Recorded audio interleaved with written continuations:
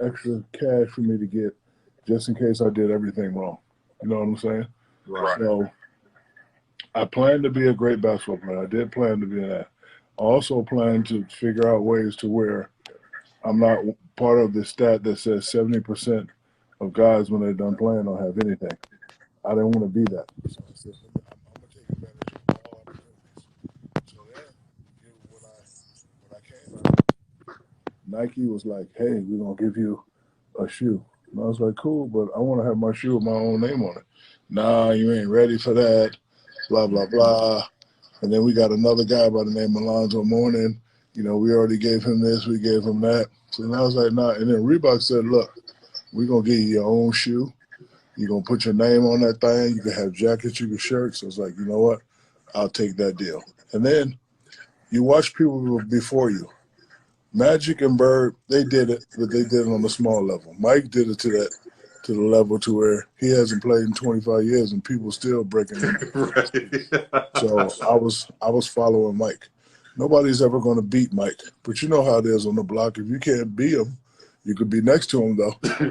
So wherever his shoe was at in Foot Locker and Foot Action, I made sure my shoe was right next to him. So of course everybody, they're always going to pick the Mikes, but you may have some Shaq fans, you may have some other fans that may want something different. So Right. all my shoes did very well.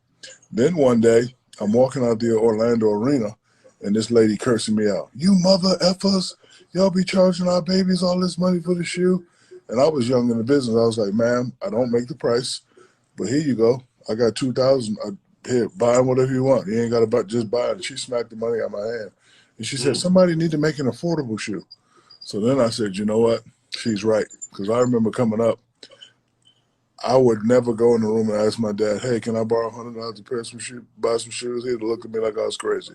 So I dropped my Reebok deal. I started my own line. And then I said, okay, who's the number one store in the world? Walmart. They got so many stores. And, people that come from where we come from, I know you're from South Carolina. I'm from Jersey, Georgia. Our families don't make enough to where kids can buy $100 shoes. So a lot of people shop at Walmart. So I did a deal with Walmart. And ever since 1995, I've sold over 200 million pair of shoes. Yeah. But it's all about taking advantage of opportunities. I wish I could, tell the kids I did it like this, I did it like that. A lot of this stuff came. The opportunity was presented to me. I took advantage of it. I was professional with it, and I'm able to, still be in business to this day. Man, and you've done it at a huge level, and you've influenced a lot of people like Marbury and Al Harrington, who have protege. A lot of people try to take the route that you obviously paved, for many of us. And one of the things I've never had a chance to ask you is, you've been such a leader, obviously on the court. You're very welcoming in many ways amongst athletes, and we know a lot of athletes ain't like that, right? And why do you feel it's so important to be that leader from a athletic standpoint, also from a community leader standpoint? Because we're all in this together. I remember when I first met you when you was a youngster. It does me no justice to be mean to you. It only does me justice by showing you the way, showing you how to go get it. Because Dr. J showed me the way. When I met Dr. J, he was my idol. I damn near had a tear when he came to my room at LSU, and he was the nicest guy ever.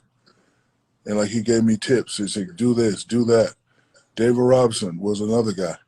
I met Bill Russell. I met Will Chamberlain, all these guys. And then the guy that really took to the next level was Magic Johnson.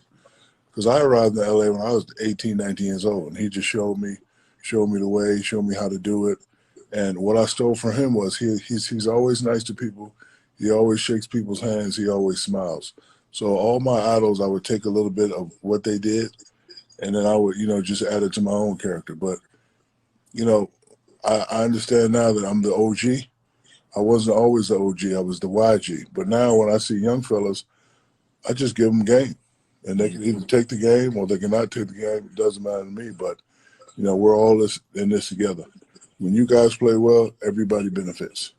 So, and then stuff that I do in the community, I've been doing that my whole life. You know, my father always told us to go to the shelters and, you know, all the stuff that we didn't need in our house, take it to them. We had extra money, buy some food, do that. I remember one time, this true story, playing against the Knicks in the Garden. I had a terrible game. I think it was like my first time in the Garden. I was terrible. My father said, "Where you at?" So man, we just arrived in Orlando, getting off the plane. Bring your ass over here. You know, my parents was living in Orlando. So I get to the house and my father was upset. You nervous? You couldn't handle the pressure? I was like, yeah, it was a lot of pressure.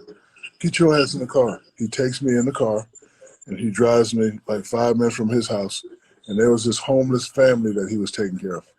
There was a guy, his wife, and 2 kids. They didn't have anything. And my dad would take them money every now and then and, you know, take them food.